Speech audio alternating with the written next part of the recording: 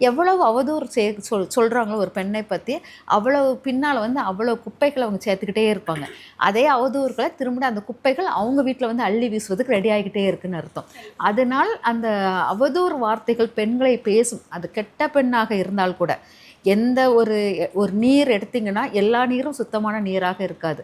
குளத்து நீர், ஆற்று நீர், எல்லா நீருமே கம்மாங்கரையில் உள்ள நீர் எல்லாமே. அதனால் அது எல்லாமே பெண் தான். ஆனால் எல்லா நீரையும் நம்ம பயன்படுத்துவோம். அதுதான் பெண்.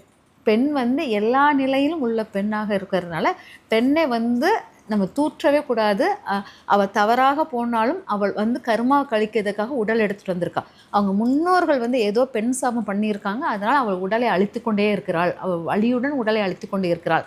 அந்த மாதிரி நம்ம வந்து பார்க்க கற்றுக்கிட்டோன்னா பெண்ணை வந்து சபிக்காத தன்மையாக இருக்கும். நல்லா யோசிச்சு பார்த்தீங்கன்னா, ஒரு 80க்கு முன்னாக்கூட்டி பார்த்தீங்கன்னா பெண் அடிமைத்தனம் ஜாஸ்தியாக இருக்கும்.